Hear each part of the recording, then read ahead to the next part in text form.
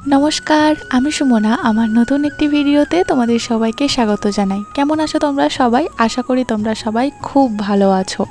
আজকে শনিবার, আজ শনিবারের সকালটা না আমি একটু পারফেক্টভাবে শুরু করেছি। গতকাল রাত্রে শুতে প্রায় 12:30টার মতো বেজে গিয়েছিল, তাই ঘুম থেকে উঠতেও লেট করেছি। লেট করে ঘুম থেকে উঠেছি মানে গতকাল রাত্রে অশ্মির বাবা আমাকে বলেছিল, একটা দিন সময় পেয়েছো সুমনা, তুমি ঘুমাও। তাই আর কি আমি ঘুমিয়েছিলাম। প্রায় ঘুম থেকে উঠেছি ওই 6:30 নাগাদ। তো ওঠার পর ফ্রেশ হয়ে ঠাকুরকে ধূপ দেখিয়ে তারপরে আমি সবার প্রথম যেটা করেছি সেটা হচ্ছে বিছানা তুলেছি, যেটা করা উচিত সবার প্রথম, কিন্তু সারা সপ্তাহ তো আমি সেটা করতে পারি না। কিন্তু ওই যে তোমাদেরকে ভিডিও শুরুতেই বললাম যে একদম পারফেক্টভাবে আজকে ভিডিওটা শুরু হয়েছে, দিনটাও আমার ঠিক এইভাবেই শুরু হয়েছে। তো তারপর রান্নাঘরে এসে গতকাল রাত্রে যেহেতু আর কি রান্নাবান্না সমস্ত কিছু করেছি, বাসনপত্র মেজে ধুয়ে ঝাঁকাতি আর কি রেখেছিলাম বাসনপত্রগুলোকে, সেজন্য সবার আগে গুছিয়ে নিচ্ছি, না কিছুই খুঁজে পাওয়া যায় না। কারণ ওই ঝাঁকার মধ্যে থাকলে কোনো কিছু মানে এটা ওটা বাটি এটা ওটা ছোটো ছোটো জিনিস খুঁজবো, কিন্তু সেটা আর পাওয়া যায় না। সকালবেলা ঘুম থেকে ওঠার পরেই দুজনে মিলে এখন খেলতে বসেছে।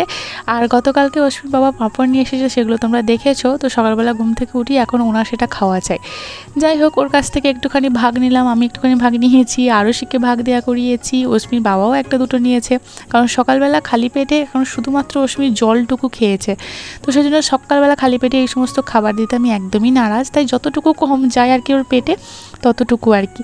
যাই হোক, তারপরে একটুখানি আদা দিয়ে চা করে নিলাম তিনজনের জন্য। জানো গতকাল রাত্রে অশ্মির বাবার সাথে সাথে আমার দেওরও আর কি এসেছে, তাই তিনজনের জন্য সবার প্রথম চা করে নিয়েছি একটু আদা দিয়ে, চাটা ছেঁকে নিয়েছি। তো তারপরে আর কি দুটো করে সবাইকে বিস্কুট দিয়ে এখন আমি গল্প করছি। এইটাই হচ্ছে যে এরপর অশ্মির বাবারা বলতে চাইছি অশ্মির বাবা এবং অশ্মির কাকা এবং অশ্মি, ওরা তিনজনে মিলে এখন যাবে বাজার, কারণ শনিবার হাট তো যেতেই হবে। আর গতকালকে তোমাদেরকে বলেছিলাম ফ্রিজে আর সেরকম কোনো কিছু সবজি নেই, কারণ অশ্মির বাবা ওই হাট করেছিল গত সপ্তাহে শনিবারে, তাই সারা সপ্তাহটা গেছে আর অল্প করে আনতে বলেছিলাম। তো সেই জন্য আরও আর কি সমস্ত কিছুই বাড়ন্ত হয়ে গেছে।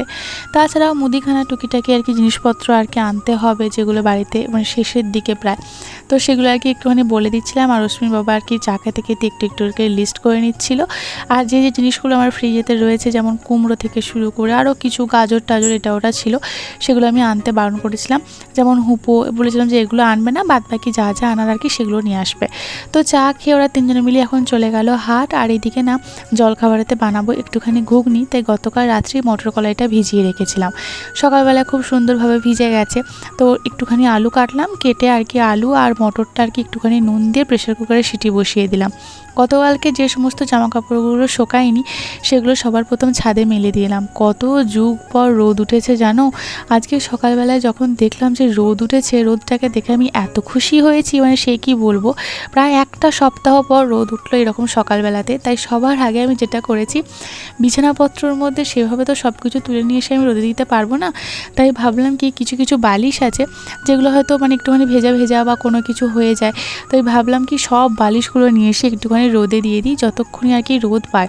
তাই একটা শতরঞ্জি মিলে দুটো পাশে বালিশ, অশ্মির দুটো পাশে বালিশ, আর আমাদের চারজনের মাথার বালিশ সমস্ত কিছু ছাদে রোদে দিয়ে এলাম, যে যতটুকু পাবে। আর এতটা পরিমাণে রোদের তেজটা আর কি হয়েছে, আর রোদে দাঁড়ানো যাচ্ছে না। প্রায় এক সপ্তাহ পর এরকম রোদের তেজটা আর কি পেলাম।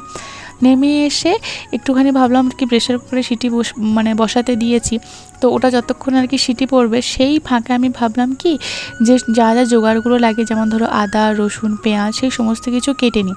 তারপরে সিটি পড়া বন্ধ হয়ে গেলে গ্যাসটাকে অফ করে দিলাম, কারণ সঙ্গেই তো আর প্রেশার কুকারটা ঢাকনাটা খুলবে না। সেই ফাঁকে সকালবেলায় যে সমস্ত জামা কাপড়গুলো আমি ভিজিয়েছিলাম, তো সেইগুলো আর কি সব কিছু ওয়াশ করে নিয়ে এলাম। আর সেই সকালবেলায় দেখলে যে জামা কাপড়গুলো গতকালকে ছিল সেগুলো তো প্রায় 70-80% শুকনোই হয়ে গেছিলো। তো সেগুলো সকালবেলায় রোদে দিয়ে গেছি, সেগুলোও সব শুকিয়ে গেছে। তো সেগুলো সব তুলে বাকি এখন যেগুলো আর কি জামা কাপড়গুলো ওয়াশ করলাম সেগুলো একে মেলছি। শনিবার যেহেতু আবার সোমবার থেকে আর কি অশ্মির স্কুল আছে, তাই অশ্মির স্কুল ড্রেস মোজা, আমার কিছু জামা কাপড় আমার যে সালোয়ার কামিজটা সেটা তোমরা দেখেছি ইয়েলো কালারে, সেটাই তো পরে সারা সপ্তাহ পরে আর কি অশ্মিকে নিয়ে যাওয়া আসা করলাম।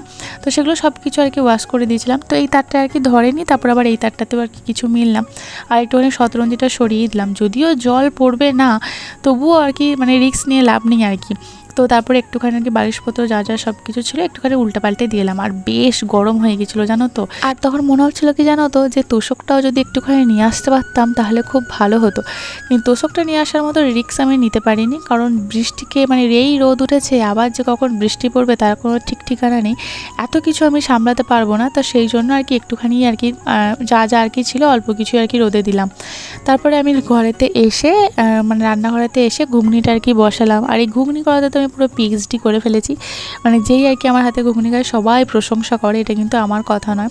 ঘুগনিটা জাস্ট দেখো মশলাটা কষে আর কি ঘুগনিটা দিয়ে একটুখানি ফুটে দেবো, আর সেই সময় দেখি পুরো আকাল করে মেঘ এসেছে, চারিদিক ঘুরঘুরতে অন্ধকার করে মেঘ এসেছে। তো আমি আর রিস্ক নিইনি, সাথে সাথে আর কি বালিশপত্র যা যা আর কি আমি নিয়ে এলাম, মানে আমি পুরো ঢেকেই গেছিলাম বালিশপত্রে। তো যা যা নিয়ে এসেছি সব আমি তুলে নিয়ে আবার নিচেতে আর কি রেখে দেবো, কারণ যদি ঝমঝম করে বৃষ্টি নেমে যায় তো আমি বালিশ গোছাবো, বালিশ পাকাবো, না জামা কাপড় করবো, না শতরঞ্জি, না জামা কাপড় ভিজে গেলেও কোনো অসুবিধা কিছু নেই, কিন্তু বালিশ যদি ভিজে যায় তাহলে আবার সে আর এক কেলেঙ্কারি ব্যাপার হবে। তো সেই জন্য আর আমার রিস্ক নিয়ে লাভ নেই। বেশ 1 ঘন্টা মতো রোদ পেয়েছে, তো যতটুকু পেয়েছে ততটুকুই বাবা থাক, আর দরকার নেই। তাই সমস্ত কিছু আর কি নিয়ে চলে এলাম।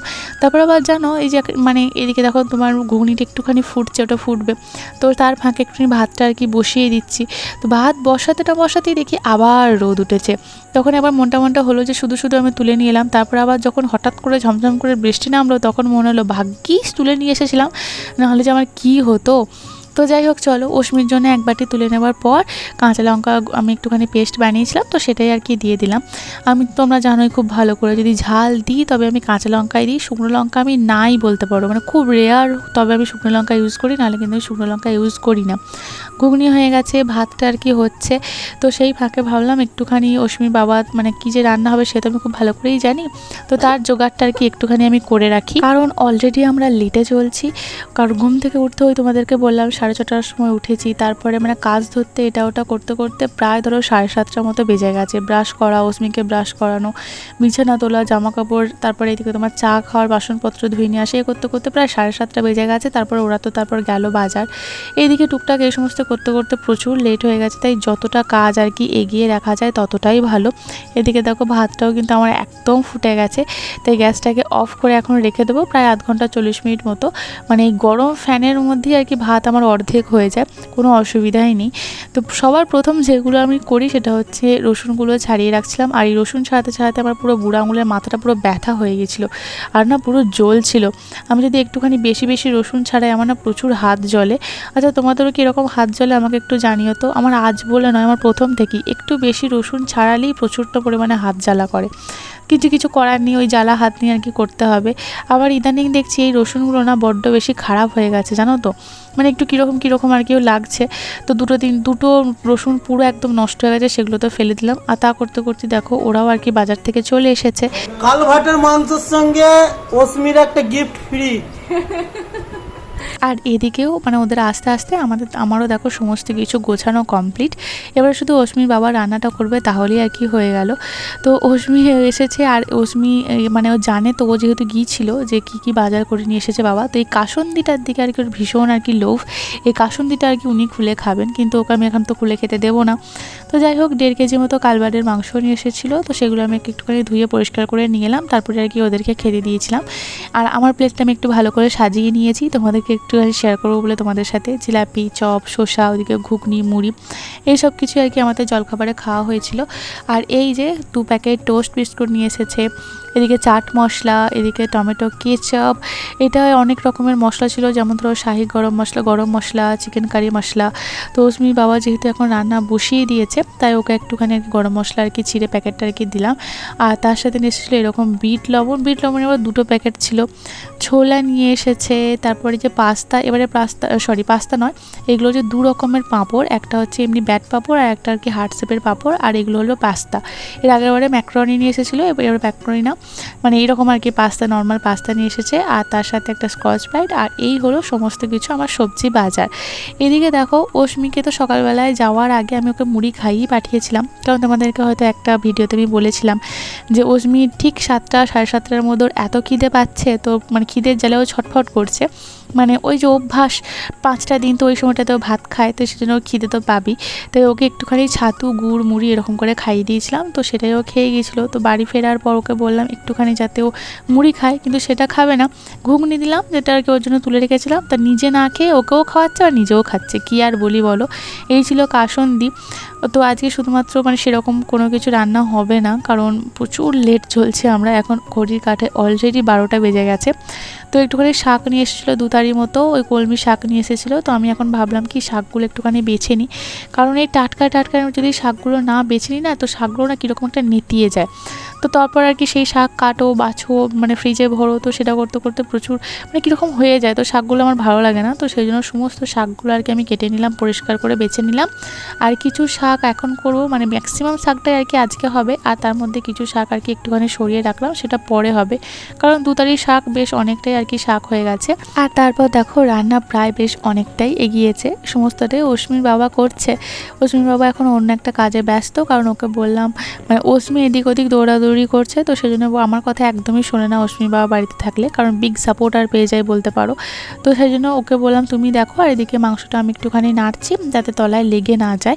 তো আর কি আমি জাস্ট শুধুমাত্র নাড়ছিলাম আর কি। আর এদিকে দেখো মাংসটা প্রায় কষানো হয়ে গেছে, আর মিস্টার পারফেকশনিস্ট এখন সমস্ত মাংসগুলোকে প্রেশার কুকারের মধ্যে দেবে।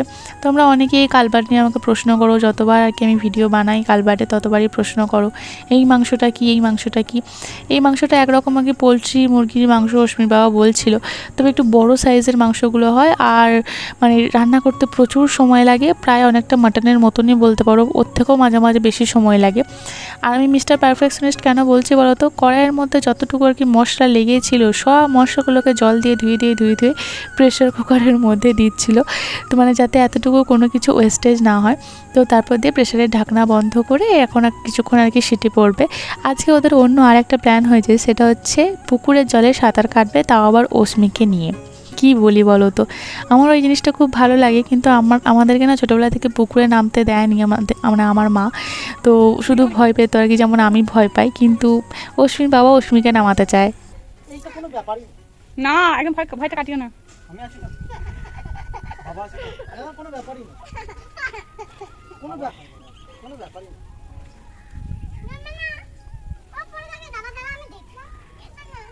আমার কাছে নাম না আগে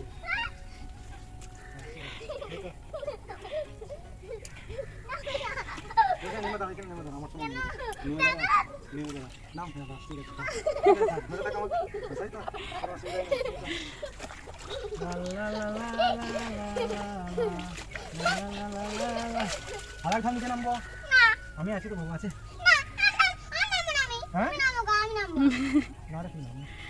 বাবা আছে তো, কিছুই হবে না। নামবে না, মায়ের দিকে দেখো,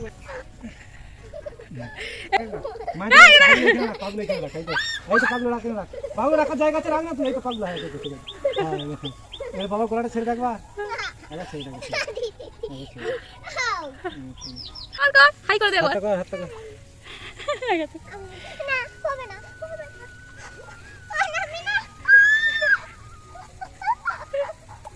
দাঁড়া এবার মায়ের দিকে তাকা। আমি আছি তো, আমি ধরে আছি তো, আমি ধরে আছি না, ধরে আছি।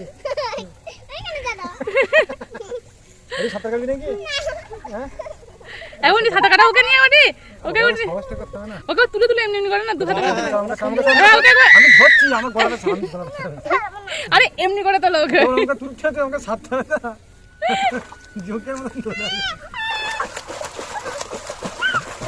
এরম কর, তুই করছি কেন? সাহস তো কর, না আমি করছি তো, আর কিছু হবে না। ভাই কেন দাঁড়িয়ে না, দাঁড়িয়ে কর, দু হাতে করে কর, আমি আছি তো। না পড়বি না, বাবা আছে, দু হাতে করে কর, হ্যাঁ দু হাতে করে কর। আচ্ছা দাঁড়া, আস্তে করে দাঁড়া, নে দু হাতে করে, আমি ধরছি না, এইখানে ধরছি না, তুই দু হাতে করে ঘুরে দাঁড়া, হ্যাঁ বের কর, না ধরছি না, বুকটা ঘুরে আছি তো, হ্যাঁ দু হাতে করে, ধরে আছি রে, এই তো ধরে আছি, ধরে আছে তো, ধরে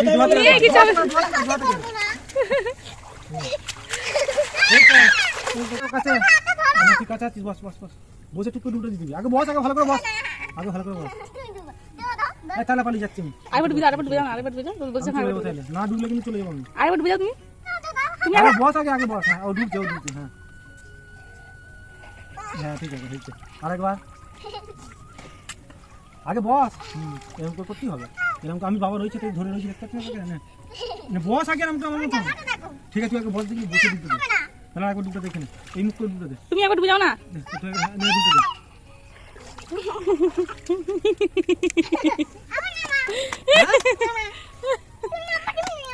তুই পারে দেখি এখানে, তুই চল, আমি ধরে নিয়ে যা।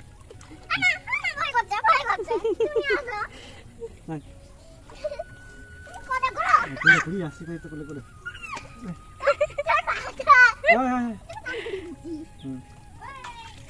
না ধরো ধরো, আর পিঠেতে পড়। ধরে না ও কাছে পিঠে যাবি পিঠে যাবি। পিঠে আরাম। আমি চান করলে দেখছিস বাবার পিঠে কেমন করে যেতাম। আমি চান করবো, দেখবি? কোলে করো আমার সঙ্গে করবো, দেখবি চান? কত সুন্দর। কোলে করো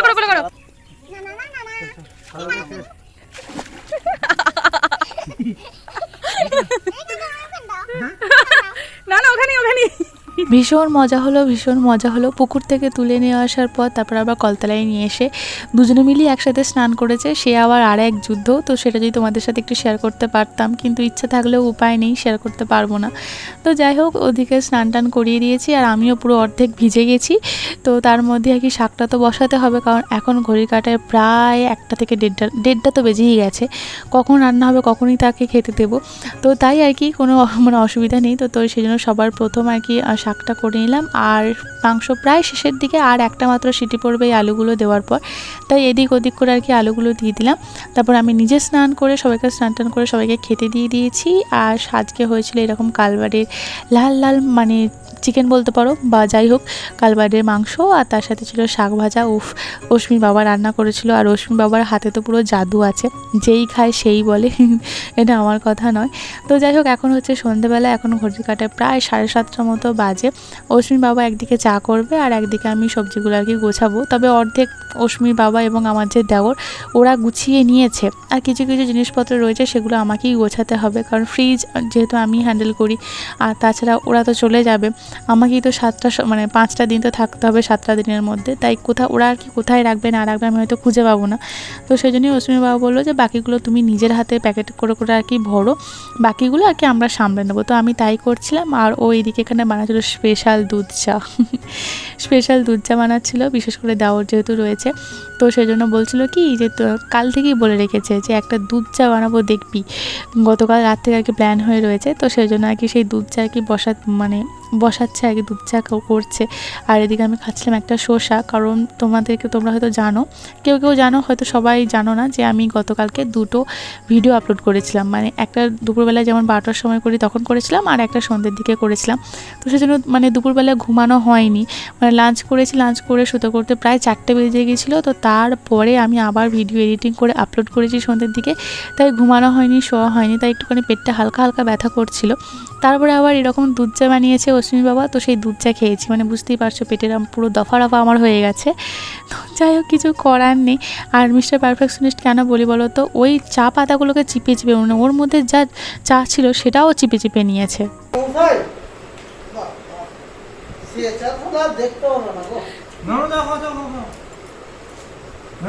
নিচ্ছি তো বলছি সে চা দেখতে হবে না, দেখার কিছু নেই।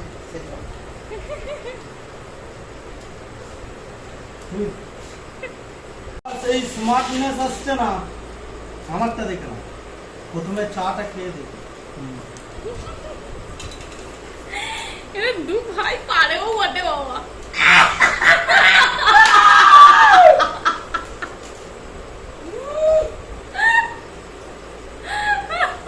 বলছি না, তোমার ওই সকালের ঘুগনি আর এই রাতের চা,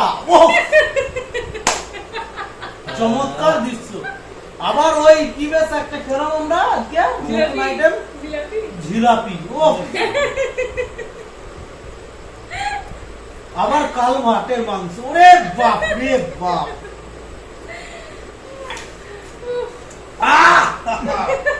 ছেড়ে যাচ্ছে গো একদম বস্তা। আবার সেইবারের ফুচকা, ও সত্যি এইরকম একটা ঘর আমার কপালে।